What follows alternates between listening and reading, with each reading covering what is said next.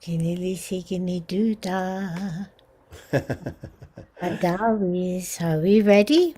We are ready. We are live. We are live now. Welcome.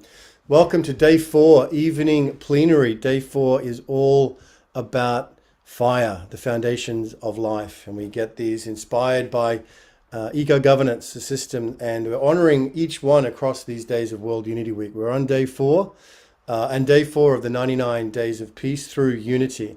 And it's been an amazing day again, beautiful coherence pulse we just enjoyed. Thank you to everybody for that gorgeous space that was created. Today's very special because we've got three very senior Indigenous global leaders who are going to be joining us talking about restoring right relationships with fire. And we have a very special spiritual leader and elder who's going to open us up today with a sacred blessing. So it's my honor to introduce you, Venerable Dhyani Ywahoo. Please welcome to World Unity Week. Thank you for the invitation and for the good works that are being done. We are all relatives in this dance of life, and we all have reason to be grateful.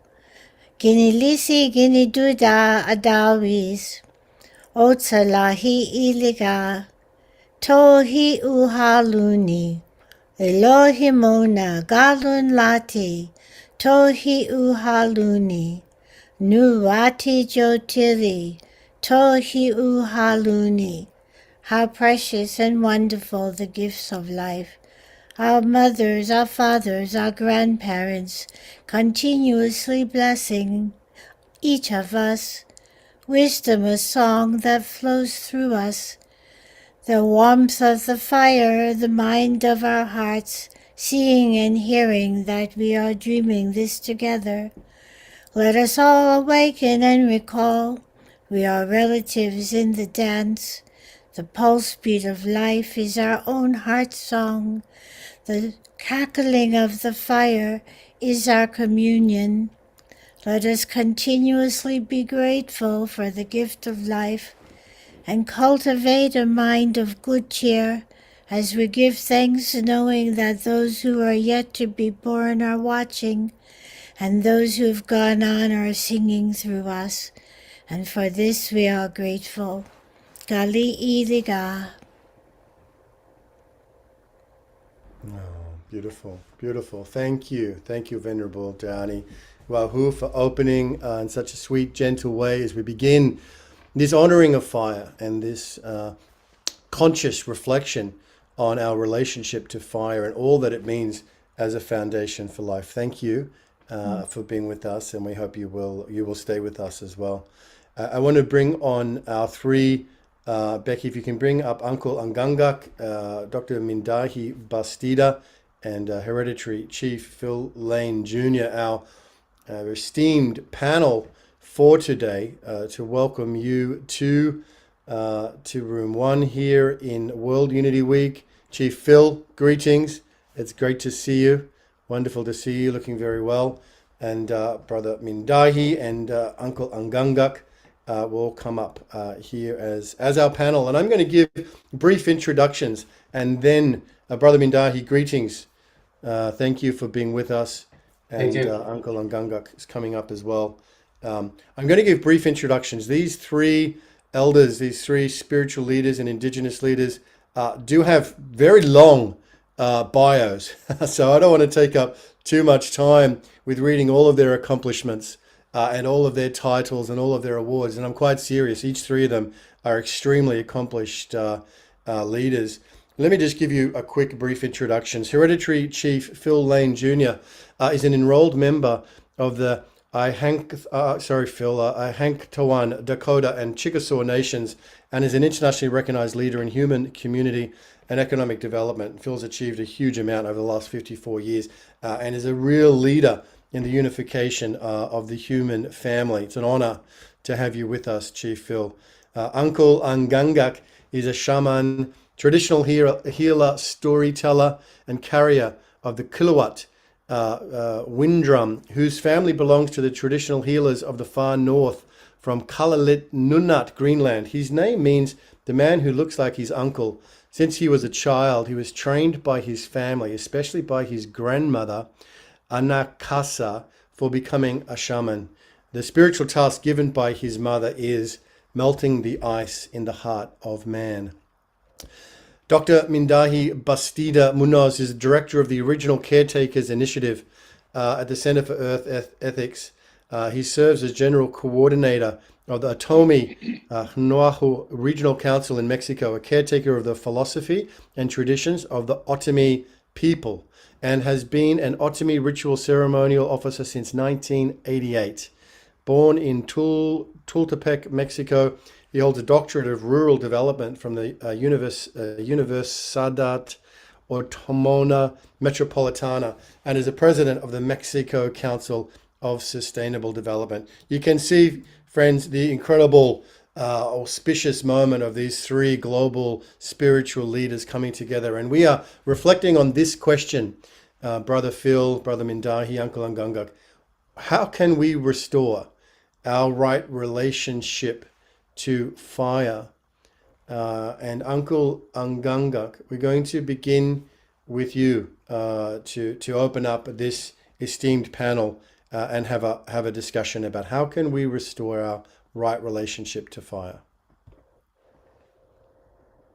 Ben, my dear brother, I'm so happy to be with these two friends of mine, Dr. Phil Lane and Mindahi.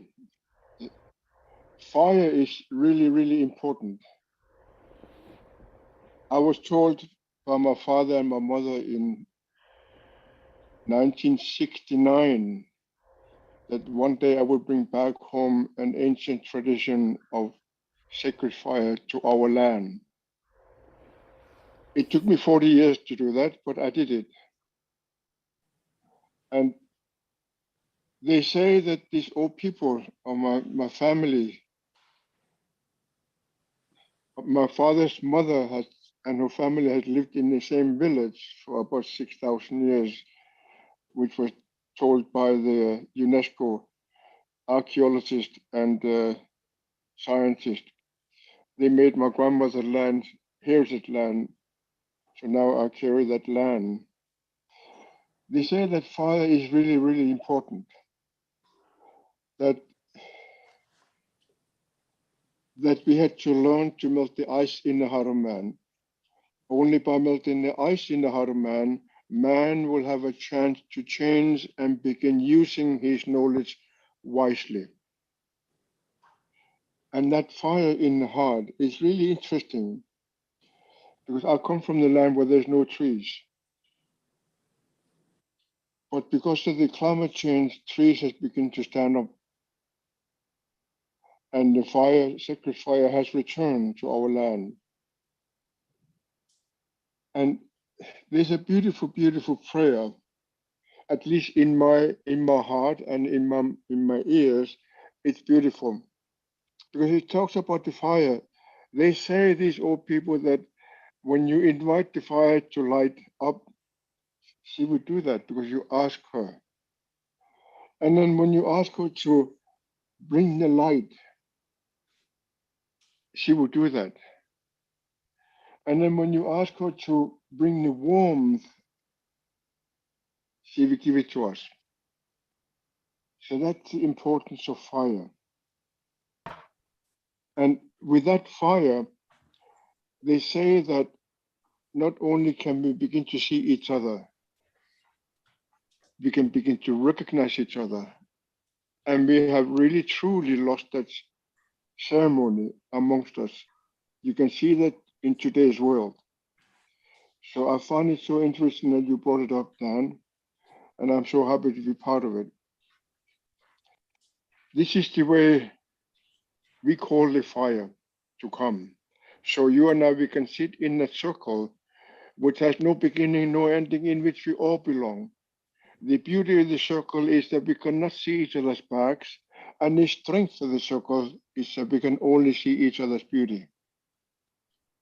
Imagine that the fire brings you and I to sit in the same circle. Thank you. And no one can speak about us from the back. No one can belittle us from the back. No one can put us down from our back. I long to that moment when all of us, as mankind, we can begin to sit in the same circle and no longer put each other down, no longer belittle each other from the back, backbiting, but recognizing only the very beauty of each person surrounding us. Inner ikigit ikumalrit ayo o inner ikipo ikumarisibo ayo inner amarit amarisigit aya inner amakpok amarisuni aya ho inner unagit unarisigit aya inner kisatipok unarisuni aya ho ho ho ho ho ho ho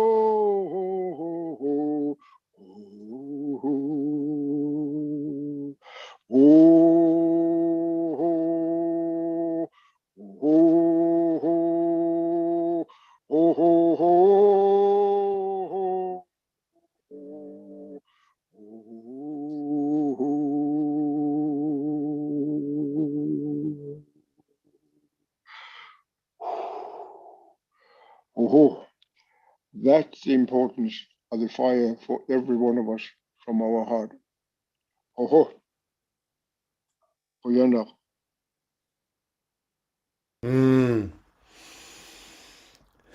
Thank you. Thank you, Uncle Angaangaq, for presencing the fundamental foundation of life that is fire, and for your vision of that great circle around that singular fire, sacred fire, all of us in a circle. That is a beautiful way to begin. Chief Phil Lane Jr., solstice greetings to you. We have had the honor, I have had the honor and privilege of being with you around sacred fires in Ethiopia and other great parts of our beautiful Mother Earth. And it's just delightful, Phil, to have you with us on this auspicious day, to speak from your own vast experience about restoring right relationship to fire. Chief Phil Lane. Yes. Well, the elements of fire, water, earth, and air, of course, are valued and respected throughout the indigenous world across the Americas.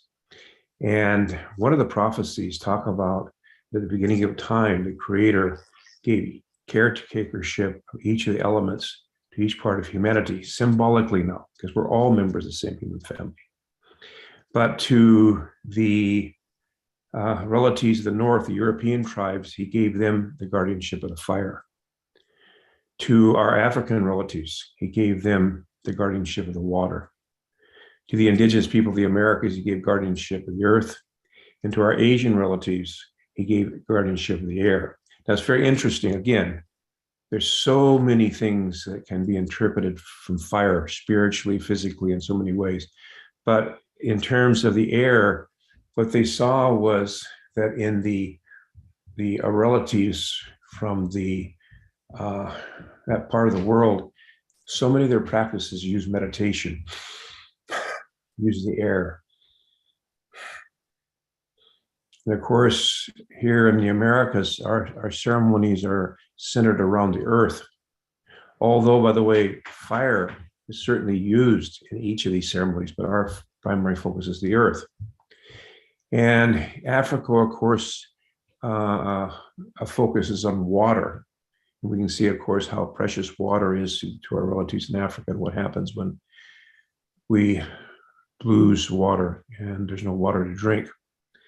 But fire is very important because everything that the European tribes have utilized to bring us to this point where we can come together, I think we should remember this, has fire in it. Everything, engines, motors, and so forth. So I think that really fire and each of these elements, if we think about them, when they're in balance, they give us many blessings. They keep us warm. They show us light through the night. And even as you take this fire symbolically and it becomes the fire within technology, technology has carried us tremendously far in terms of now being able to understand things we couldn't understand before, being able to communicate like never before, and now having the capacity truly to unify our human family in war and begin peace on earth by 2030.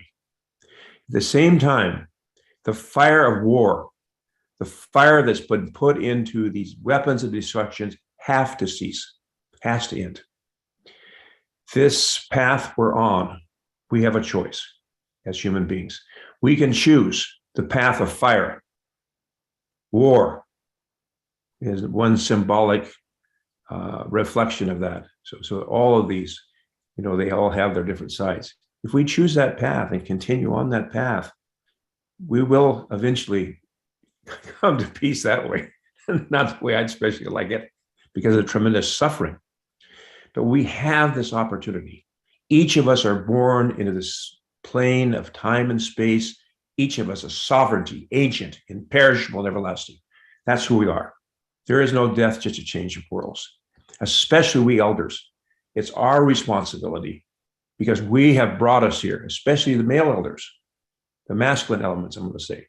So I think that we have to define these spiritual qualities of masculine, feminine. Really, the true elder has them all. You're kind, you're compassionate. I'm not there yet. I'm working at it. But it's those dimensions of fire that also have to be balanced so we can have peace upon Mother Earth. So I want to say, let's reflect on fire from its many different meanings, both physically, what it does, and how it can be in balance, but also spiritually, its meaning to purify our hearts and minds. So sometimes they say the tests and difficult outside, they may seem like purifying fire and vengeance, but inwardly they're purifying water. So those are some different thoughts from different angles on fire. Love you, Ben. Thank you so much for all you've done. And by the way, I do have my video done. My grandson is finishing it up this evening as a global ambassador for 99 Days of Peace through Unity. So I'll get that to you. Thank you. I can see that you've developed your telepathic skills too, Phil, because I was just wondering about the video and then you've answered. Now, that is wonderful. Thank you so so nice much. to see all these beloved relatives here. So wonderful. I've known him for many years. I know Angaangaq when he was his hair was totally black. He was about 6'2", a lot taller than he is now. He's shrunk a lot, but he's still looking good. Love you. Thank you so much. So nice to see him. Looking great. You keep looking younger. I know you're older. It must be your good health there, brother. You're looking great. Yes. Thank you, Chief. Okay. Thank you, Chief Phil, and just acknowledging you, Chief Phil, for the extraordinary lifelong devotion to unifying the human family, and in particular the condor and the eagle and the quetzal, and the extraordinary work that is happening also around sacred fires in South America and across the Americas. So we acknowledge you and your leadership and the incredible value that's being created by your efforts. And we have more to discuss. So Uncle Angaangaq and Chief Phil, please stay with us. So Brother Mindahi, we can see the fire burning behind you. And dear brother, you are someone who can speak to the fire and listen to the fire. So we are very excited to hear your reflections today on how we collectively as the human family can come back into a good way, a good relationship with fire in all its dimensions, in all of its depths of meanings. Brother, Dr. Mindahi Bastida.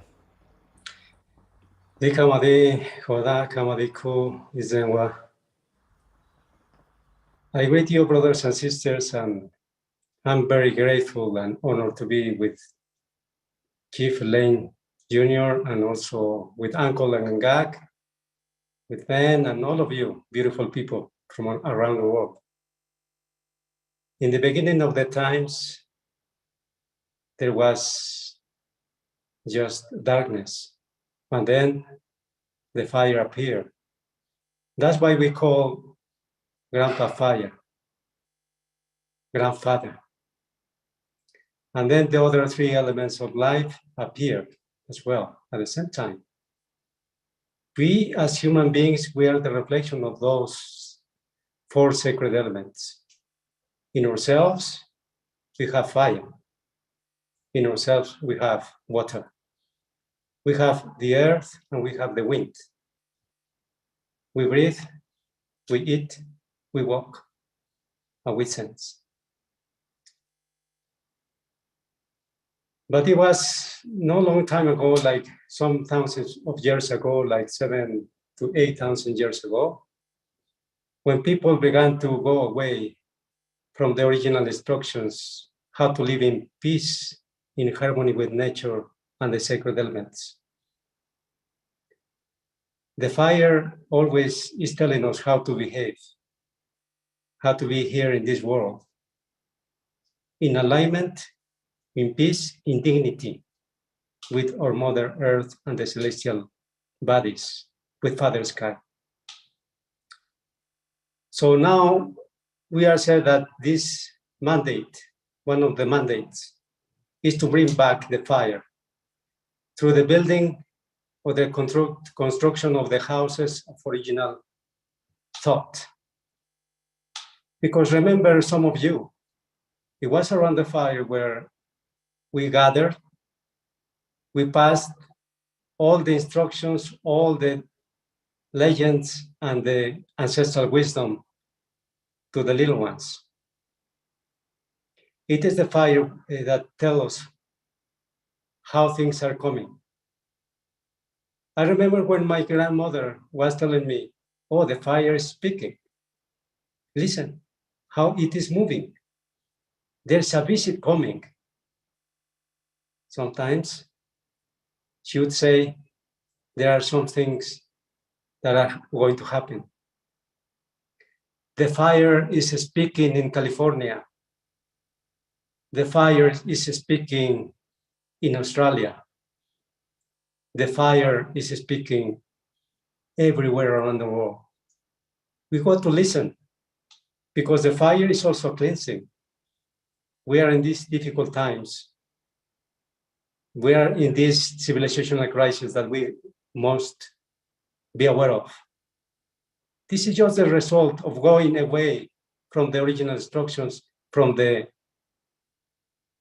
fire and the water and the earth and the wind. They are our teachers. They are masters. They are sacred. They are not resources. They are sacred elements of life. How to become together with the fire, how to be with the fire? Bring the fire to the center of your table. To the center when you gather, when you carry out any important meeting around the world, the fire must be lit. Even when you fell in love or fall in love. You see in some places around the world, you see candles. In some restaurants, in some place where you gather and go and share food, fire must be around. And if you carry out any covenant, any agreement, fire must be around, because the energy of the fire gives us this strength. And the fire is our ancestor. We must honor our ancestors. Thanks to them, we are here in this world. Just imagine that the fire was not here. We wouldn't be here. Thanks to the grandpa fire, we can see each other. We can see the beauty of this Mother Earth and the universe. We come and we are coming with the fire. We are going with the fire. We are fire. But that fire must be clean, with clean ideas. Now, you see how fossil fuels are being burned and how Father Sky is suffering and Mother Earth. We must respect Mother Earth and Father Sky. So the fire that we must bring to our lives is clean, with clean ideas, clean actions, clean feelings. That's how we can walk together in this unification process. And this is the time, and the time is now to listen, to feel that warmth. Because we know that our ancestors used to read the fire. And we are learning, reconnecting. Thanks, brothers and sisters, for giving us this opportunity. And I just want to give to the fire with this shell from Mother Sea a sound, giving great thanks for his presence in all of us, to the material, to the spiritual. We are here honoring life for the care of life. Di Kamadi, Kwada, Kamadiku. Thank you, brothers and sisters.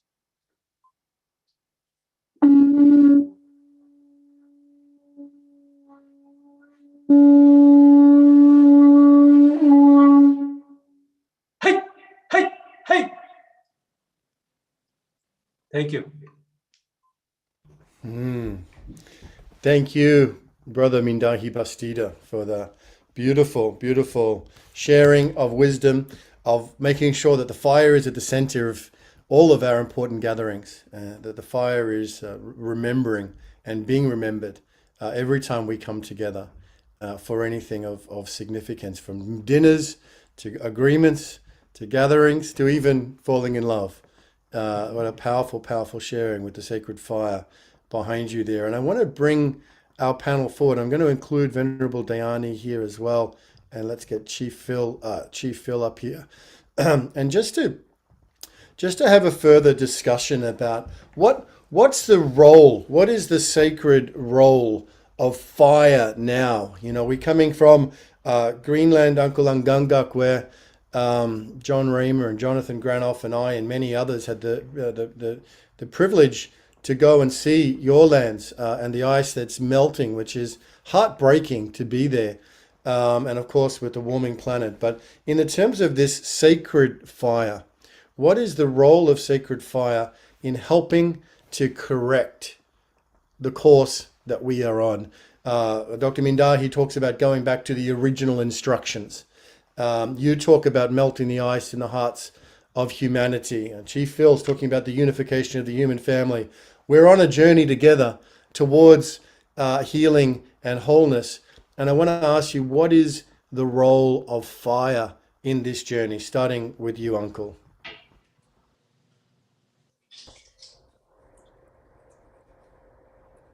It's always so interesting talking about fire. I have sat around the fire practically all my life. That I'm just going to be turning 75. No wonder I look so old. But you know, fire is the one which unites us. We look at the fire, we can see each other's beauty, and then as the fire warms us up, because our heart warms up, and we become closer to each other. And the teaching behind it also is that when we have fire in ourselves, is that we open up to even to things I don't agree with. I become more accepting of everyone because of the fire in my heart.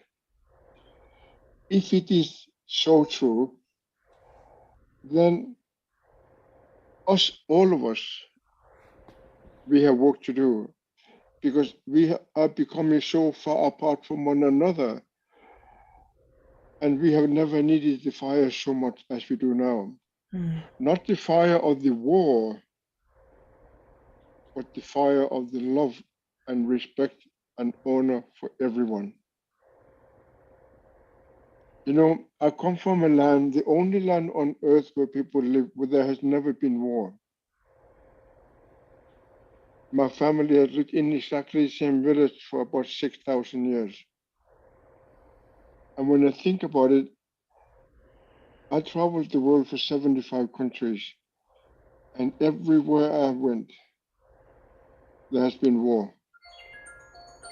And time has come that somehow you and I and all of us together, we begin to recognize each other's beauty. When I think back at it, what the fire represents is also something called the sun.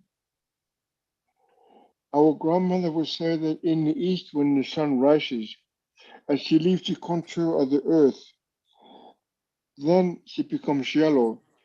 And lo and behold, we have now learned that there are actually yellow people on this earth, and they are so incredibly beautiful. Then in the south, when that big fire we call the sun goes highest up in the sky, she becomes white. And lo and behold, now we have realized there are actually white people on this earth, and they are so beautiful. Then in the west, when the sun goes down, she is always red. And in the summertime, our grandmother would tell us, you are as red as the setting of the sun. And that's the indigenous world. And I have met many of them all over the world, and they are so incredibly beautiful. Then at night, it's always black. And lo and behold, we realize there are actually black people on this earth. And that's what the sun teaches us, that the fire, when she goes down, it becomes black. And we have black family members. I think it's always so amazing to realize how beautiful we all are. But because the way we live now, because we lost our ceremonies, we have become so divided. This is 2022. And we have never been more divided as we are now. And it should be the opposite. We should be more united. But how do we get there? How do I get there? I left my country of Greenland 48 years ago on November 2nd, because I did not like the way the Danish people did to my family. So I went to Canada only to realize they were no different. They were going through no different than I was going through. But I stayed there. I'm just about to be going home now because I lost my beloved wife. She died after long illness. So now I'm going to go home and settle myself back home in Greenland. And I realized that I have never needed more to be united with everyone. The yellow people, the white people, the red people, and the black people. None of us can live alone. We all need each other. And let the fire, let the work of the fire when we sit around the fire, not just physical fire, but the warmth of the fire, the light of the fire. Imagine that we can do it.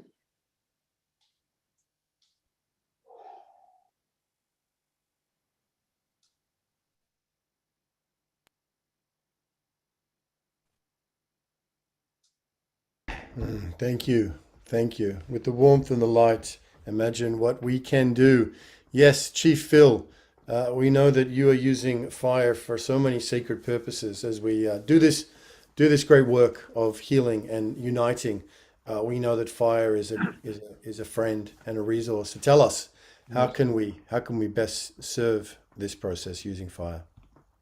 Well, I want to talk about the spiritual dimension of fire.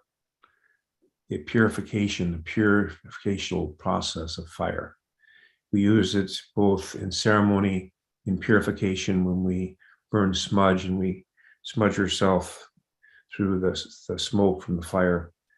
There's many ways, of course, we use fire, which we give thanksgiving for our gatherings, when we sit there, for our sweat lodges, for our sun dances, for all different ceremonies, we utilize fire. But I think it's the fire in the center of our heart is the one that has to really get ignited. That fire of love, that fire of compassion, that fire of excitement, that fire of humility, that fire of kindness, that fire of faith, that fire of all bountifulness, that fire to be ever forgiving. That's the inner fire. And that fire, that inner fire, that Holy Spirit, which I relate it to, that Holy Spirit, Angaangaq, there's another word we use, it means something sacred moving, this holy dimension, who we are, that really to open our hearts and minds and to burn away, in a way, through our prayers, through our practices, whatever we do, anything that keeps us from understanding the oneness of all life, anything that keeps us from understanding the prior unity and oneness of our human family, meaning we go back to the very beginning. It has no beginning. We have been part of this creation forever. We're just now awakening to who we are. We're just now beginning to understand our purpose here in this physical world of time and space. And just as we've grown our physical arms and legs and eyes and ears so we can experience this physical world of time and space, so are we now growing our spiritual arms and legs and eyes and ears, the quality of kindness, compassion, forgiveness, humility, being able to take and look in our own selves and make our self-assessments and find those things which leads to our abasement and leads those things that lead to our glory, to lead to our happiness. So that part is so important of the fire, that purification of our hearts and minds. Because I can say, at 77 winters, I know that Angaangaq, we're getting right up there. It'll be, others are coming that way. But, you get to that point, you realize that so many things that seemed important when you're younger just get burned away, in a way, get purified out of your soul.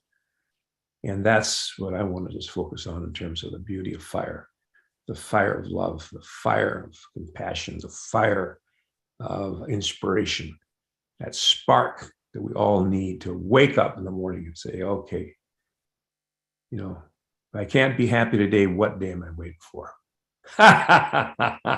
Because brothers, those of us in our 70s and 80s and 90s and 100s, this is our last lap. The other three, that's great when you're running a 400 meters. That's great. That last one has to be our best one. That's my prayer for everybody. With lots of fire. Beautiful. Well, we'll hear from Brother Mindahi on this, and then we'll come to Venerable Dhyani Ywahoo to hear your reflections as well. Brother Mindahi, the beautiful words of Chief Phil and the teaching there of utilizing fire for cleansing and for purity and the fire of love and compassion. So such a beautiful element of the whole foundation of life that is fire. Tell us, how can we best use this? How can we best utilize or serve fire in this process, what you and others call the unification process? Yes, thank you. Thank you for those beautiful teachings from Uncle Angaangaq and Chief Lane. We think that fire can bring us together, especially families, beginning with families, but also communities and nations. Because when we are around the fire, we remember who we are, why we are in this world. You know, there's a symbol everywhere around the fire. And this fire is the very old being. And the spiritual fire is what brought us here in this world when we are born. So we know that around the fire we can rethink, relearn what kind of species we are, why we are here in this world. The fire is teaching us, is telling us that we are not the biggest or the peak of the creation. We are just another species, like any other species that needs the fire, the light. But when we misbehave, the fire also teaches us how to behave or alert us. So that's the reason we are calling for the fire that is loving fire. Because even that destruction, when it happens, that's the destruction for the cleansing. So it is telling us that we are here for a purpose. And that fire is reflected in our hearts, but also in the belly, in all special sacred sites in our bodies. We have sacred sites in our bodies as well that reflect the universe. Around the belly, also there is fire. There is a second heart, as we are taught in the Ottoman Toltec wisdom. And when you feel love, you feel that as well, not just in your first heart, but in your second one. There's a pulse. There's a little heart that is ignited. And if we keep that strength, that energy, we can bring together beautiful couples, beautiful families, beautiful communities. That's how we can be in reciprocity. How come we just take and take and take and we don't give back? That's through ceremony, through ritual, that we give back thanks to these sacred elements. And you know, one day I was in ceremony just with another brother, and I saw and I felt the fire telling me that things were coming in a very strong way. And we know that the ancestral wisdom around the end of this era is about to finish. We are in 13 years of cleansing, and the fire is also one of the elements for the cleansing. The water, the earth, Mother Earth, also the air. So that's the combination. So the eagle and the condor, the phoenix and the dragon are coming together. And the phoenix is so important because it's telling us that we are entering to a new dawn. But we must live these prophetic times with actions. With actions, not just hope. Of course, we don't lose hope, but actions, and we need to consult spiritually and materially with Father, Grandpa, Fire, and the other sacred elements. So the purpose here for the fire is a glue to come together as families, as ourselves. The I to the we. Because the fire is not just for one person, it's for all beings. And that's the beauty. That's the beauty of this sacred element. So we can learn, we can teach, we can deliver, but we must acknowledge our ancestors so we can see the future. And the fire is going to tell us how to behave, how to follow the good living because we want clean fire, clean energies. We want clean energies. We don't want to burn our ancestors. We want to honor our ancestors. And that's a big teaching because we are in the process of leaving the fossil fuels behind because they are our ancestors and we must honor them. So the fire is telling us, behave because this is the time and the time is now for the new dawn. Thank you. Thank you. Thank you, brother. Thank you, brother. What a powerful sharing we've had, Venerable Dhyani Ywahoo. Just with the few moments we have left of this discussion, it'd be wonderful to hear your reflections of these three elders, spiritual leaders, indigenous wisdom holders from around the world, from Central America, from North America, from the lands of Greenland. Just to hear your reflections on the discussion and anything you want to add before we close today. Fire is life. It is the magnetism that holds the dream together. Fire warms us. It also reminds us that we are not separate from one another.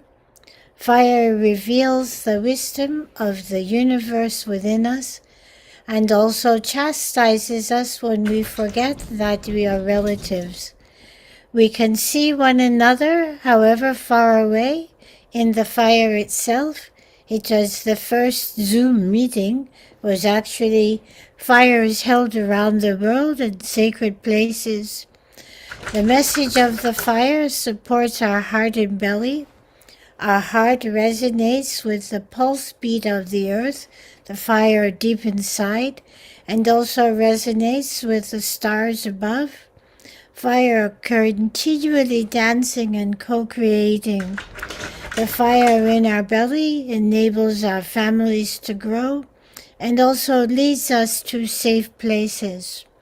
When we were young, we heard about this time of purification, and we were told that fire would be the means whereby errors would be corrected. And so many were cajoled and informed to create again, reawaken again the spiritual ceremonies around the fire, and also to understand that our minds are connected to the fire. That if we have anger, the fires become outraged and the forests burn. When we take that anger into the compassionate action of the heart, then we are weaving a world of beauty. The fire is all of us. It is the mind that unites the dream and illuminates the potential of the darkness. And we each are seeds of tomorrow, and that fire of wisdom is within us to be tended carefully, expressed carefully. So I thank you each for sharing your wisdom, and for those facilitators who made this possible. We can always meet in the fire When people in other parts of the world we want to meet, I light a fire in the fireplace at home, and I can see them, and they tell me they can see me. So we're using a cooler fire now, this screen, to communicate. And what is it carrying? It's carrying the warmth of our hearts, our minds, and the voices of our ancestors. So I thank each of you who have shared your wisdom with us, and the team of people who made this possible. We are all one in the light, we are one in the dance, and the rhythms that we speak and bring contribute to a wondrous song of life and opportunity. So Iliga, I am grateful. Wado. Beautiful, beautiful. Thank you for those closing reflections, Venerable Dhyani. Thank you, Uncle Angaangaq. It's good to see you again and be in this fire together. Thank you for being with us. Thank you, Chief Phil Lane Jr., for your powerful message and powerful words, and your great commitment to uniting the human family. Thank you for being with us. And Brother Mindahi, thank you for bringing your sacred fire within you and behind you, and around you with us today. We have a closing little piece, which we're going to play, Kaylin, just to close today's session, followed by a brief message from our beloved sponsors of Purpose Earth. But first, let's just be together in this moment as we play this short piece together. Kaylin, thank you.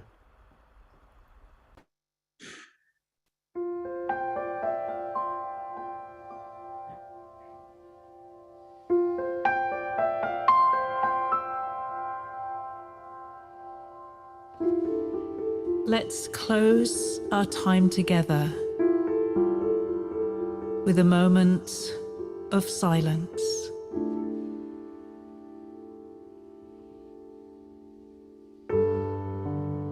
Listening in to each other.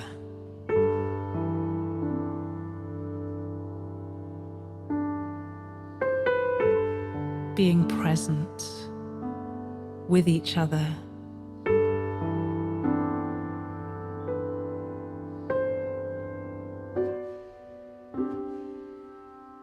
Feeling the unity in amongst our beautiful diversity.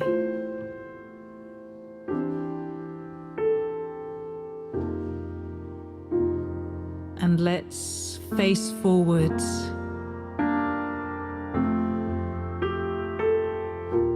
as we move on to our next engagement.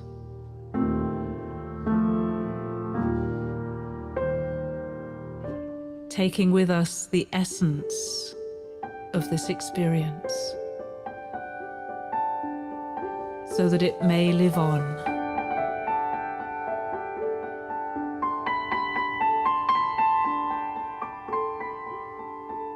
As we continue moving through life, creating new experiences, and building on what we've done together today.